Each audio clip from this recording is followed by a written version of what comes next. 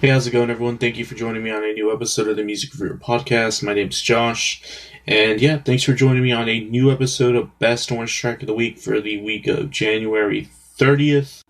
If you're new to the Music Reviewer Podcast, all Best Orange Track of the Week is me grading all new entries into the Billboard Hot 100 and giving each a letter grade, taking one that's the worst, taking one that's the best. And yeah, that's pretty much it. Music Reviewer is just a podcast where I talk about music. Mainly doing album reviews, but this is a weekly show that you're more than welcome to tune into every week. And yeah, this is a 2-for-1 tonight. I just got done recording another album review that you will probably see before this episode of Best Orange Track of the Week.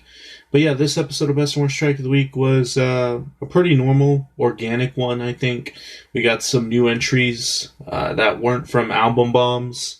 There are some TikTok players in here, some of the TikTok viral tracks, but other than that, pretty normal and standard week.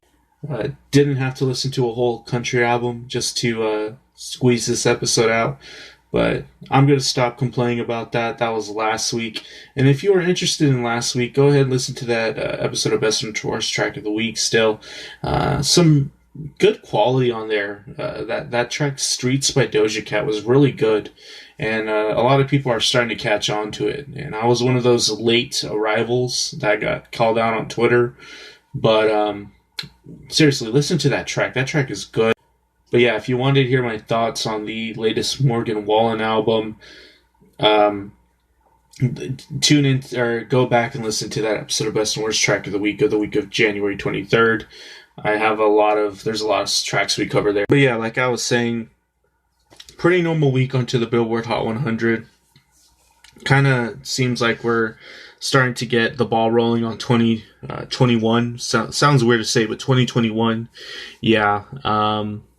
We got some tracks from Justin Timberlake and Ant Clemons, Selena Gomez, Travis Scott, Tim McGraw, DaBaby, Juice WRLD. So yeah, stick around if you want to hear some track reviews from those artists.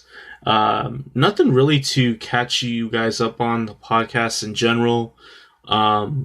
Just be on the lookout for more album reviews. If you're somehow haven't caught the last album review, I did review the Shame album, Drunk Tank Peak, excellent album. Listen to that album if you have some time, but also the review. But yeah, let's go ahead and get into this episode of Best Orange Track of the Week. So mainly, in terms of highlights, not too many, but some pretty important ones. I think Olivia Rodrigo's Driver's License stayed at number 1. This track seems like it might be around to stay.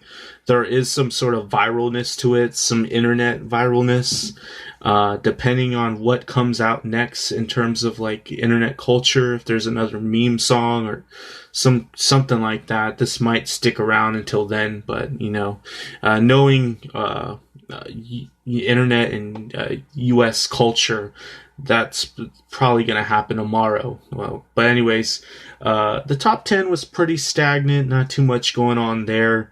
AGR's Bang did go down to number 9. So that was kind of interesting to see. They might be out of momentum, but the fact that they even got this high was pretty crazy. But yeah, also I Hope by Gabby Barrett having a bit of a resurgence. It went up to number 12 this week. And I thought that track I thought we were leaving that track in 2020, so I don't know what's going on there. But yeah, so on a better note, Streets by Doja Cat up to 39, up a lot from what it was last week. This might have some steam to it. And then also Bust It by Erica Banks, our worst track of the week last week. Up to 83, unfortunately. Looks like that one might be sticking around too. And then also, I mentioned last week the track that we covered by Eric Church a couple weeks ago, Hell of a View, his new entry. Got kicked out last week. It re-entered at 99, which that's not very high, but we'll see what happens. I was kind of surprised that re-entered in. Of course, if you're coming from last week, most of the Morgan Wallen stuff dropped out. So, as expected with an album bomb. First track coming in this week is Somebody Like That by Tenille Arts. Tenille Arts, I think that's how you say it. It's Canadian. Coming in at 97.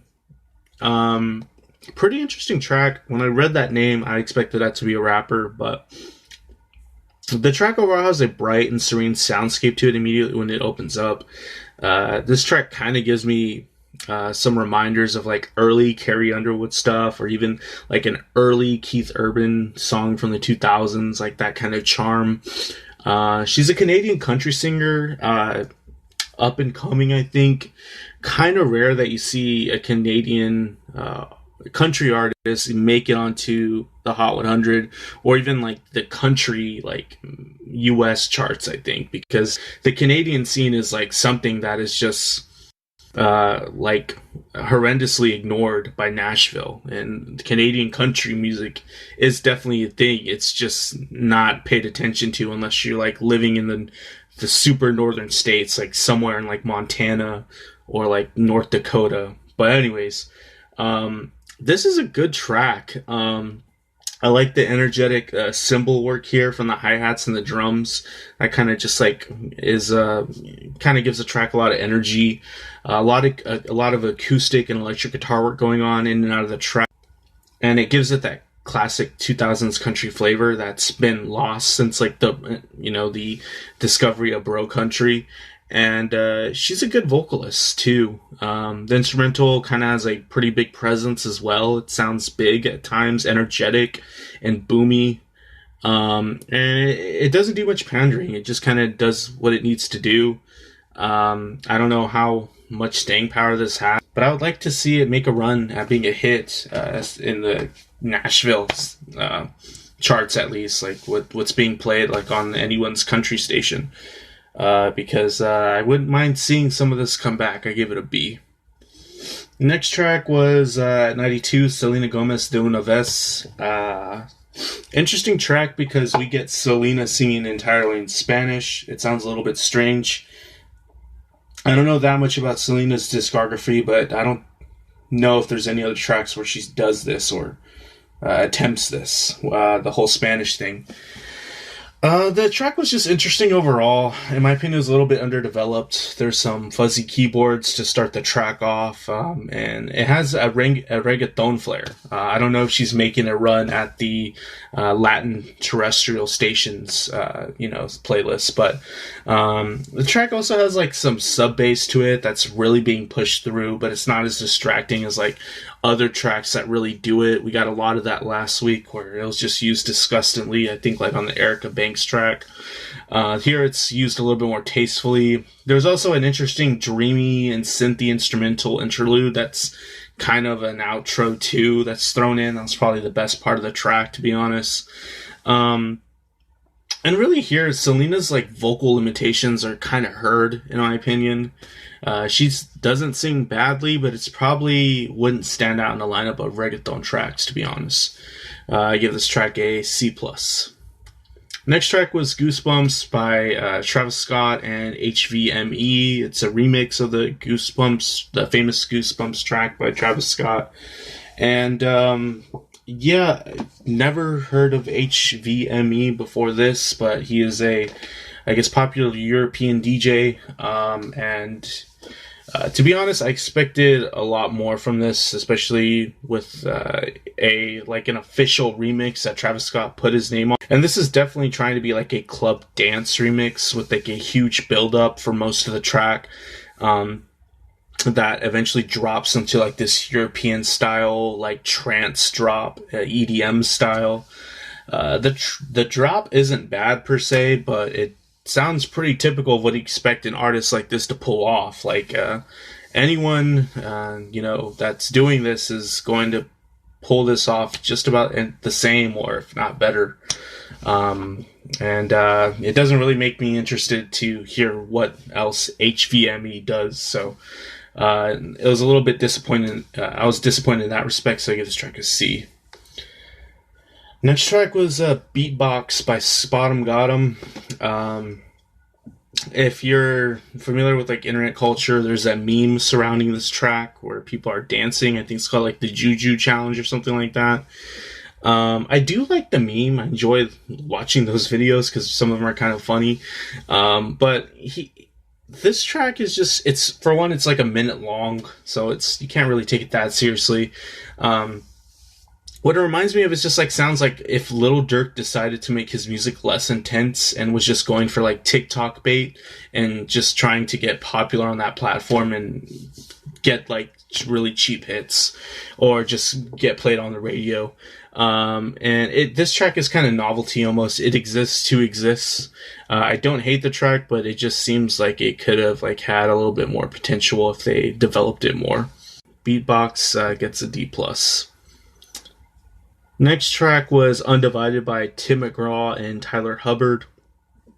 I'm pretty sure this track was commissioned by either CNN or the Biden administration because they wanted to get someone to write a song for the inauguration, because that's why this song charted, because it was released and premiered, I think, after Biden's inauguration. And they got two country singers. One of them from Florida Georgia Line, obviously to pander to a certain demographic of people. But anyways, the track doesn't really have much going for it. It kind of sounds like stock video music and instrumental, especially in that intro. It just sounds a little goofy with that dude singing with Tim McGraw. In comparison, he's not a bad singer, but he has that character, like that stupid high-pitched twang that I think might be forced. And then when you listen to Tim McGraw, he kind of has like that mature, like aged tone in his voice. And it just sounds goofy in comparison. And the track is there to exist because it's trying to send a message of coming together as a country, but it's oversimplified and it's completely dismisses that there's actual issues to work on, and we can't just, it's not as simple as just saying, oh, when we'll live happily ever after, no one will ever disagree again, the end. Something like, some stupid notion like that. Although, yeah, it is a good message, but it's kind of unrealistic in my opinion. I gave this track a C. Could have been a lot worse, but it's also not very good. Next track was Bad Boy by Juice WRLD and Young Thug at 22. Another Playboi Carti type beat on you. There's another track I'm covering, like the best track that has that going on. And this track could have been better as well. Another disappointing collab, honestly. There is a screechy industrial synth that makes this track really interesting that I dig, especially at the beginning. But I don't think these two went well together, and that's really a shame because, of course, Juice WRLD's no longer around, but he kind of just sounds like Trippie Redd on this track, and that's really not a good thing. And Juice, in terms of like a writer, a vocal talent, producer, was just miles ahead of like, an artist like Trippie Redd, so it's kind of just disappointing to see him in this context where he kind of just sounds like he's being utilized of like a Trippie Redd feature. Bit of a short track as well, and then also one of the probably the more disappointing Young Thug tracks in recent memory. He kind of just sounds not very fitting on this track, and I like Young Thug, but yeah, he just I don't know. I feel like maybe this track was just not supposed to come out because the chemistry between them just wasn't there. They might have recorded it at different times too, and one of the Young Thug recorded his verse after the fact, and he couldn't really have Juice's input on it afterwards. So I don't know. I give this track a C. But we're at that point where we'll go into the worst track of the week and the best track of the week to end on a positive note. Worst track of the week was Better Days by Ant Clemons featuring Justin Timberlake. And this is my first introduction to Ant Clemons, so if I'm a peasant for that, I admit that I didn't know anything about him, but he is an American singer-songwriter according to the internet. Seems like he's collabed with some pretty interesting and big artists in the past. So, but in my opinion, this track just ain't it. I was really excited to hear something with Justin Timberlake, especially since he's kind of been out of like music for a while now. But yeah, this is really disappointing. The track starts out like in the first 10 seconds okay. There's like this murky and colorful guitar in the introduction. And I like where it's going, but as soon as the vocals come in, any hope at this track being good is just immediately lost. For one, those vocals are mixed, super overbearing.